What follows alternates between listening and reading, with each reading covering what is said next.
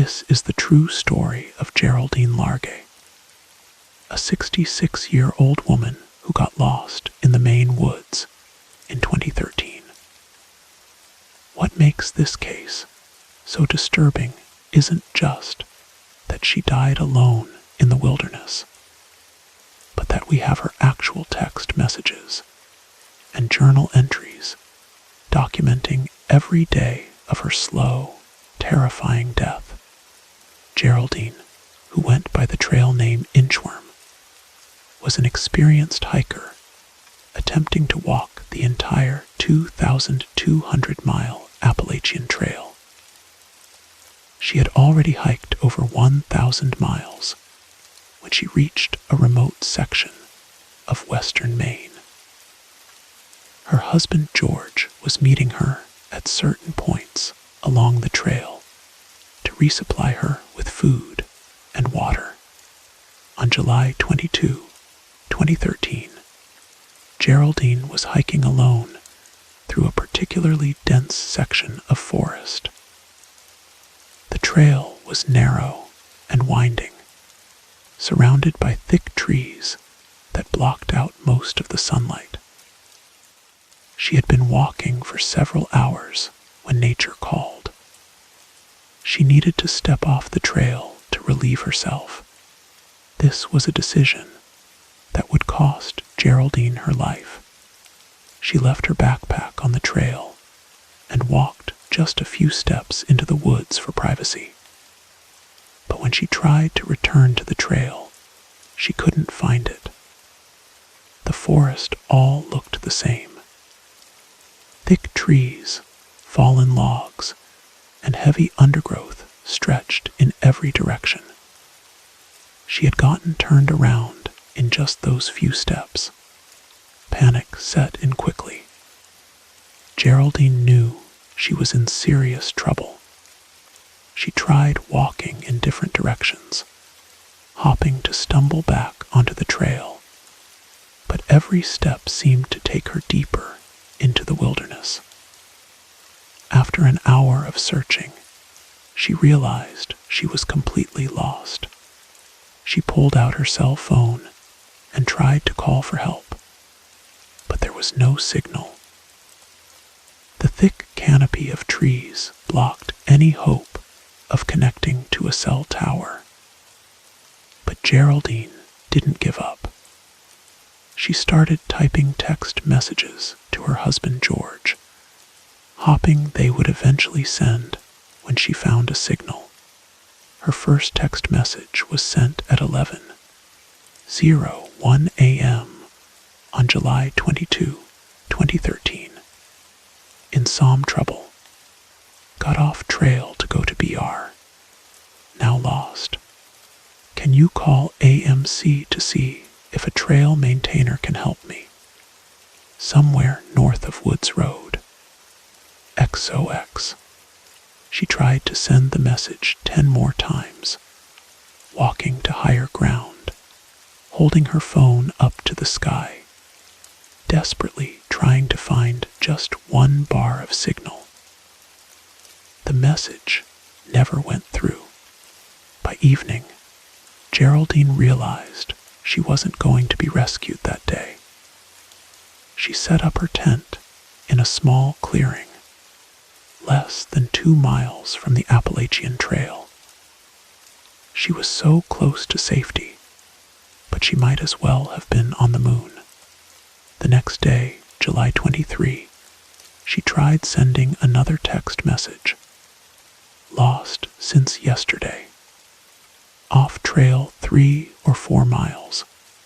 Call police for what to do PLS. XOX. Again, the message failed to send. She was completely cut off from the world. Meanwhile, George was waiting for her at their planned meeting point. When she didn't show up, he immediately contacted the authorities. A massive search began, involving hundreds of volunteers, search dogs, and helicopters. They combed the area where Geraldine had last been seen, but they couldn't find any trace of her. What makes this case so haunting is that Geraldine documented her entire ordeal in a journal. Every day, she wrote about her situation, her attempts to survive, and her growing desperation. We know exactly what she went through because she left it all behind for us to read. She tried everything she could think of to signal for help. She hung a reflective blanket between two trees. Hopping search helicopters would spot it. She attempted to start signal fires by lighting trees, but the wood was too damp. She could hear the search helicopters flying overhead, but the forest canopy was too thick for the pilots to see her. As the days passed, Geraldine's journal entries became more desperate. She was rationing her food and water, but she knew her supplies wouldn't last much longer.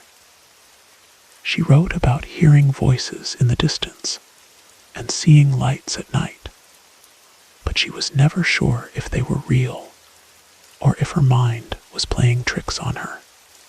On August 6, 2013, 15 days after she got lost, Geraldine wrote what she knew would be her final message.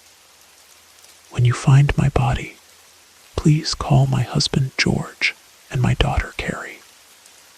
It will be the greatest kindness for them to know that I am dead, and where you found me, no matter how many years from now. Please find it in your heart to mail the contents of this bag to one of them. She had accepted that she was going to die alone in those woods. Geraldine survived for 26 days after getting lost. 26 days of knowing she was going to die, of hearing search helicopters that couldn't see her, of slowly starving in the middle of a vast wilderness. Her journal entries show that she remained hopeful for the first week, but gradually became resigned to her fate. The search for Geraldine continued for 2 years. Her case became national news, and thousands of volunteers joined the effort to find her. But the Maine woods are vast and unforgiving, and despite the massive search effort, no trace of her was found. On October 14, 2015, more than 2 years after Geraldine disappeared, a land surveyor working for the Navy was doing routine work in a remote area of the forest. He came across a collapsed tent in a small clearing. Inside the tent, he found the remains of Geraldine Largay. She was less than 3 miles from the Appalachian Trail. If she had walked in the right direction for just an hour, she would have found safety. But in the dense Maine wilderness, 3 miles might as well be 300. The surveyor also found Geraldine's journal, her cell phone with the unsent text messages, and the note she had written asking whoever found her to contact her family. The phone showed all her desperate attempts to send messages for help, each one failing because she was just too deep in the woods for any signal to reach her. What makes Geraldine's story so disturbing is how easily it could happen to anyone. She was an experienced hiker who had walked over 1,000 miles without incident. She only stepped a few feet off the trail for a moment of privacy. But in the deep woods, a few feet can be the difference between life and death. The investigators determined that Geraldine had probably died around August 20, 2013, almost a month after she got lost. She had survived longer than anyone thought possible, but in the end, the wilderness claimed another victim. Her case led to changes in how search and rescue operations are conducted in Maine. But it also serves as a terrifying reminder of how quickly things can go wrong when you're alone in the woods. Geraldine's journal entries from those 26 days paint a picture of complete isolation and growing despair that still haunts everyone who reads them. The most chilling part of her story is that she was never truly alone. Search teams passed within yards of her campsite multiple times during those first few weeks. If she had made just a little more noise, if the helicopters had flown just a slightly different pattern, if she had walked in a slightly different direction, she might have been found alive. Instead, Geraldine Largay died alone in the Maine woods, documenting her own slow death in a journal that would eventually tell the world exactly what it's like to be lost and forgotten in the wilderness.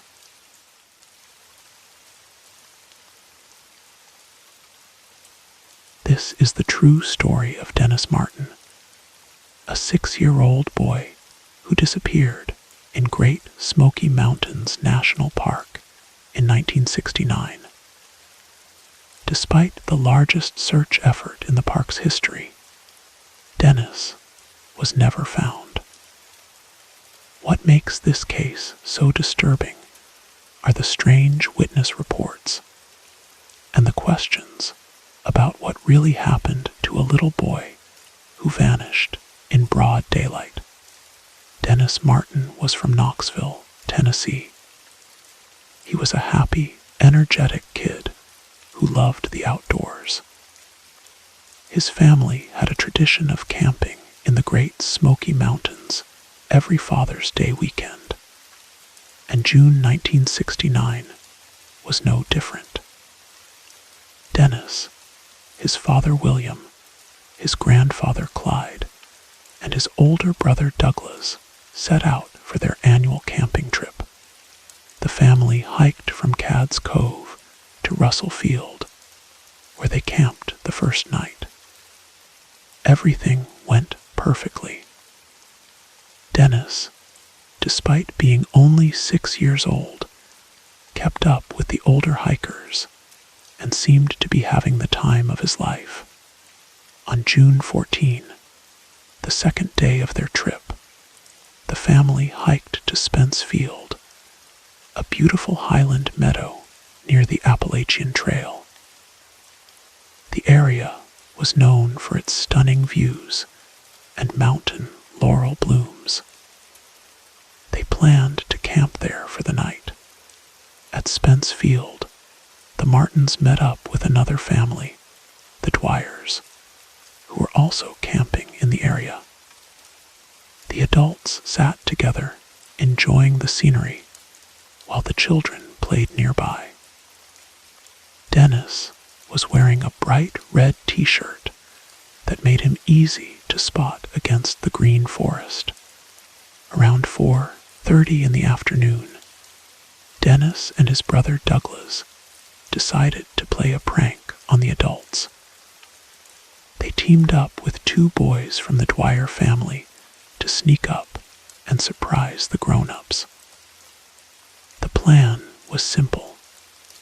The boys would hide in the bushes beside the trail, wait for the adults to walk by, then jump out and scare them. William Martin watched as the 4 boys crept into the forest to set up their ambush. He could see Dennis's red shirt moving through the trees.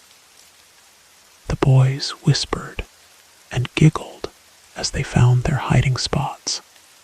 A few minutes later, 3 of the boys jumped out of the bushes, laughing and shouting.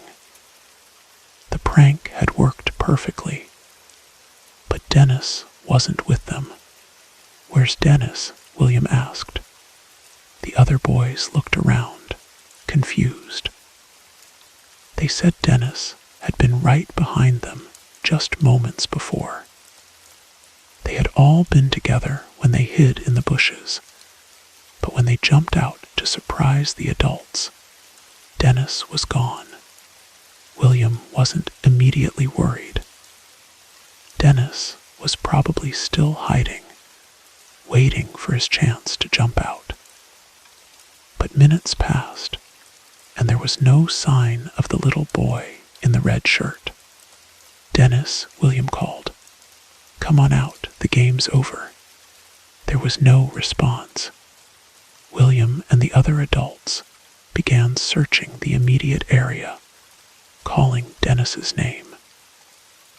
The forest around Spence Field was dense, with thick undergrowth and steep drop-offs. Within an hour, they realized this was more than a game of hide-and-seek gone wrong. As evening approached and the temperature began to drop, William hiked down to the nearest ranger station to report his son missing. By 9 p.m., a small team of park rangers was hiking up to Spence Field with flashlights to begin the search. That night, it rained. 3 inches of rain fell in just a few hours, washing away any footprints or scent trails that might have led searchers to Dennis. The temperature dropped to nearly 50 degrees Fahrenheit. A 6-year-old boy in a t-shirt wouldn't survive long in those conditions. The next morning, June 15, the official search began. It would become the largest search and rescue operation in Great Smoky Mountains National Park history. Over the next 10 days, more than 1,400 people joined the search, including park rangers, local volunteers, Boy Scout troops, the National Guard, the Coast Guard, and even 60 Green Berets who were training at nearby Fort Bragg. The searchers combed a 56-square-mile area around Spence Field. They used helicopters, search dogs, and ground teams. They checked every cave, every ravine, every possible place a small boy might have fallen or gotten trapped, but they found nothing. No trace of Dennis Martin anywhere. As the days passed, strange reports began to come in. On June 16, 2 days after Dennis disappeared, a tourist named Harold Key reported something disturbing. Key said that on the afternoon Dennis vanished, he had been hiking about 6 miles from Spence Field when he heard a terrifying scream. It sounded like a small child in distress. Immediately after the scream, Key said he saw a rough-looking man with long, unkempt hair running through the woods. The man appeared to be carrying something red over his shoulder. Key also reported seeing a white car speeding away from the area right after the incident. Park officials initially dismissed Key's report because it was so far from where Dennis had disappeared. There was no trail connecting the two areas, and it seemed impossible for a 6-year-old to have traveled that distance so quickly. But then more witnesses came forward. On July 3, almost 3 weeks after Dennis disappeared, a couple named William and Martha Eels reported seeing a small boy on a high rocky ledge called Devil's Nest, about 6 miles from Spence Field. They said the boy was sitting alone on the edge of the cliff, and when he saw them, he made a shrill cry before being pulled back by someone they couldn't see clearly. The couple tried to reach the area to check on the boy, but by the time they climbed up to Devil's Nest, there was no one there. When they got home and saw Dennis's picture in the newspaper, they were convinced it was the same child they had seen on the cliff. Park rangers searched Devil's Nest thoroughly, but found no evidence that anyone had been there. Later, there were reports of Dennis being seen with an unidentified man in Nebraska, hundreds of miles away. A woman claimed she saw a boy matching Dennis's description, walking along a highway with an adult male. But these sightings were never confirmed.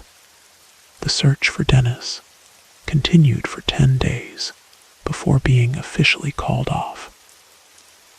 Despite the massive effort, involving more people than any search in park history, not a single trace of the boy was ever found. No clothing, no footprints, no physical evidence of any kind. What happened to Dennis Martin remains one of the greatest mysteries in National Park Service history. The official conclusion was that he probably got lost in the dense forest and succumbed to exposure or fell into one of the many deep ravines in the area. The heavy rain that first night would have washed away any evidence, but the witness reports tell a different story. Harold Key's account of seeing a rough-looking man carrying something red, combined with the eel's sighting of a boy on Devil's Nest, suggests something much more sinister may have happened to Dennis. Some investigators believe Dennis was abducted by someone who was familiar with the park's terrain.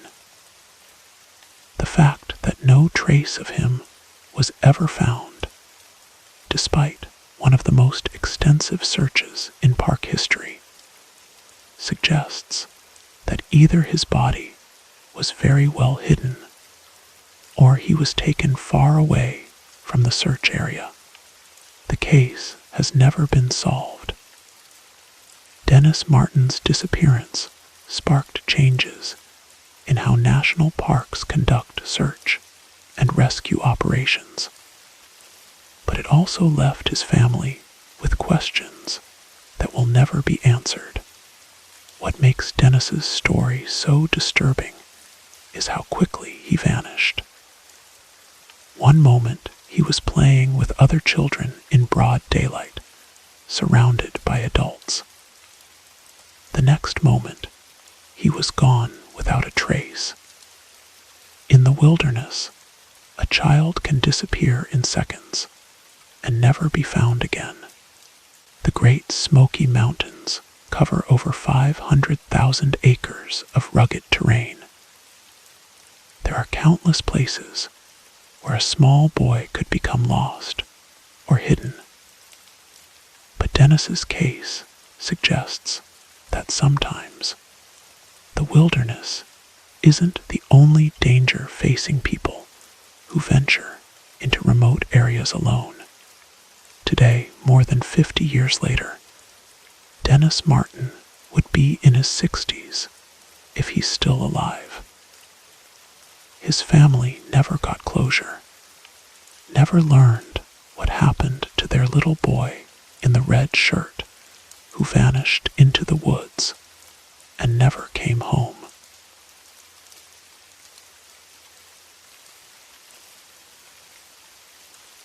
This is the true story of Brandon Swanson, a 19-year-old college student who disappeared in Minnesota in 2008 while talking to his parents on his cell phone. His last words words were "oh shit" before the line went dead. Despite massive search efforts, Brandon was never found, and his case remains one of the most baffling disappearances in American history. Brandon Swanson was a responsible, intelligent freshman at Minnesota West Community and Technical College.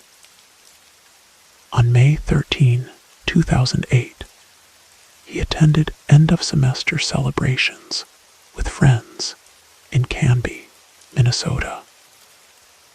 Brandon wasn't much of a party person, but he wanted to celebrate finishing his first year of college.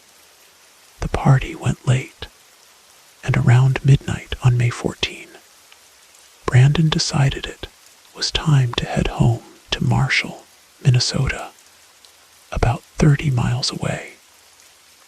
He said goodbye to his friends, got in his green Chevy Lumina, and started the drive home on rural back roads. What happened next would begin one of the most documented disappearances in history, because Brandon's parents were on the phone with him for almost an hour as events unfolded. Shortly after midnight, Brandon called his parents, Brian and Annette Swanson. He sounded frustrated but not panicked. "I'm stuck," he told them. "I slid into a ditch. Can you come pick me up?" Brandon told his parents he was just outside Lind, Minnesota, a small town about 10 minutes from their house in Marshall. He said he had been driving the back roads when he went into a ditch, but he wasn't hurt, and the car wasn't badly damaged. He just needed a ride home. Brian and Annette immediately got in their pickup truck to go help their son. They stayed on the phone with Brandon, talking to him as they drove to where he said he was.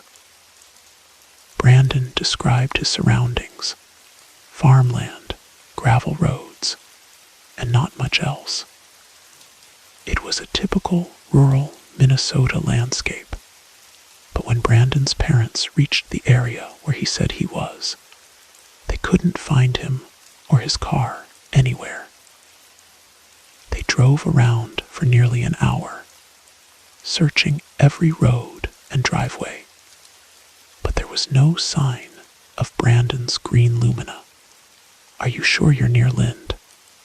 Brian asked his son over the phone. "Yeah, I'm positive," Brandon replied. "I can see the town lights." Brian and Annette were confused. They were exactly where Brandon said he was, but he was nowhere to be found. They flashed their headlights and honked their horn, hoping Brandon would see or hear them. "We're flashing our lights," Annette told Brandon over the phone. "Can you see us?" Brandon said he couldn't see their lights, but he started flashing his own headlights. His parents could hear the clicking sound of his light switch over the phone, but they couldn't see his car anywhere. Everyone was getting frustrated. Brandon was sure he knew where he was, and his parents were sure they were in the right place. But somehow, they couldn't find each other. "I'm just going to start walking toward town," Brandon finally said. "I'll walk to Lind and meet you there." His father Brian drove home to drop off Annette, then went back out to look for Brandon on foot.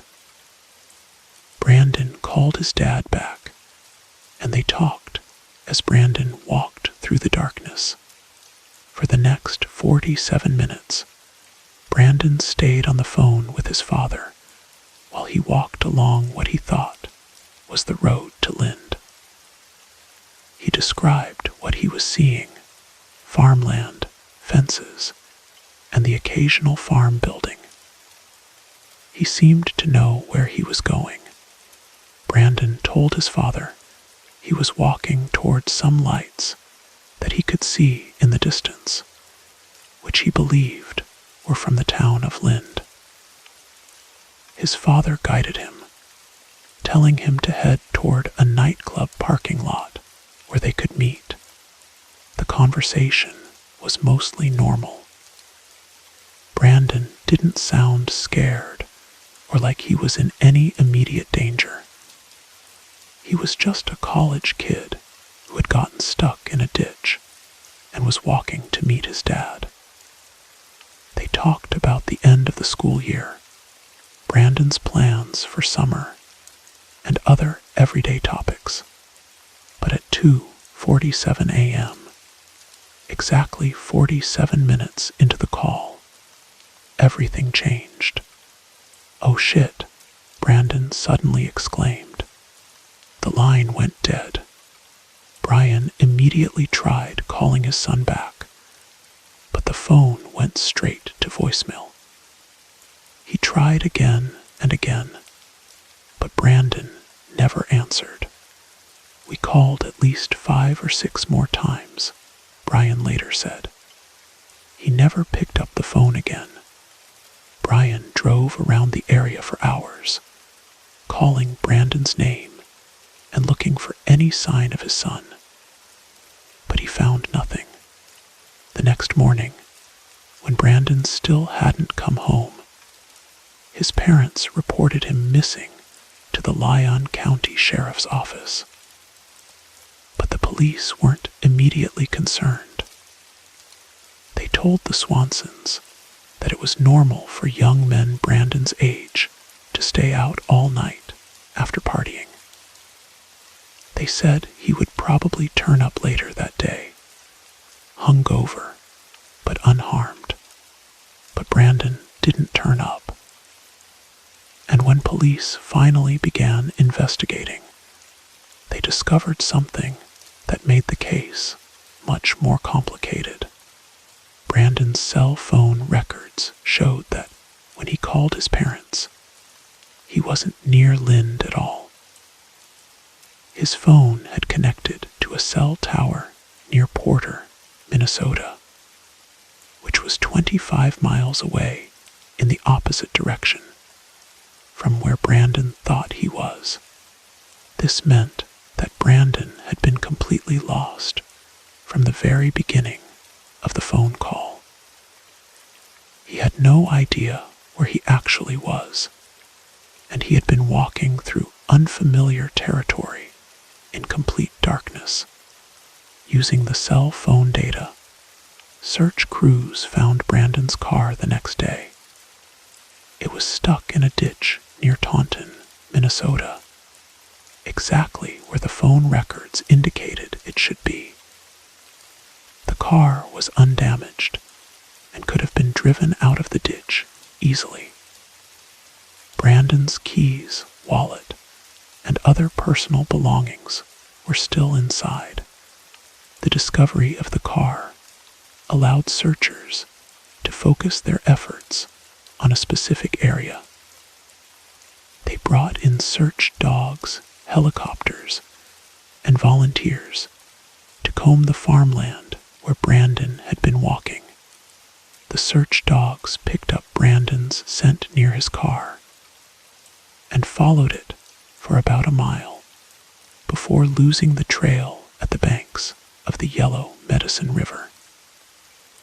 This led investigators to believe that Brandon had walked to the river and possibly fallen in. The Yellow Medicine River was running high that night due to recent spring rains. If Brandon had fallen into the cold, fast-moving water, he could have been swept downstream and drowned. The current was strong enough to carry a body for miles, but despite extensive searches of the river, including the use of sonar equipment and professional divers, no trace of Brandon was ever found. Search crews also installed metal grates at key points along the river to catch any debris or remains that might wash downstream. But the grates never caught anything related to Brandon. The river theory seemed logical, but it didn't explain Brandon's last words. Why would he say, "Oh shit," if he was just walking and accidentally fell into water? The exclamation suggested that something sudden and unexpected had happened. Some investigators theorized that Brandon might have walked into a piece of farm equipment in the darkness, or fallen into a grain bin or well. Rural Minnesota has many hazards that could be invisible to someone walking at night. Others wondered if Brandon had encountered another person on that dark road. His final words could have been a reaction to seeing someone or something threatening approaching him. But despite years of investigation and multiple searches, no evidence has ever been found to support any particular theory. Brandon Swanson simply vanished while talking to his father on the phone, and despite being in contact with his family for 47 minutes, no one knows what happened to him. What makes Brandon's case so disturbing is how normal everything seemed right up until the moment he disappeared. He was just a college kid who had gotten stuck in a ditch and was walking to meet his parents. His phone call with his father was casual and conversational. There was no sense of impending danger, but in rural areas, especially at night, you're never really safe. The darkness hides countless dangers: unmarked wells, farm equipment, rivers, and cliffs. And sometimes it hides things even worse than natural hazards. Brandon's disappearance led to the passage of Brandon's Law in Minnesota, which requires police to begin investigating missing persons cases immediately, rather than waiting 24 hours.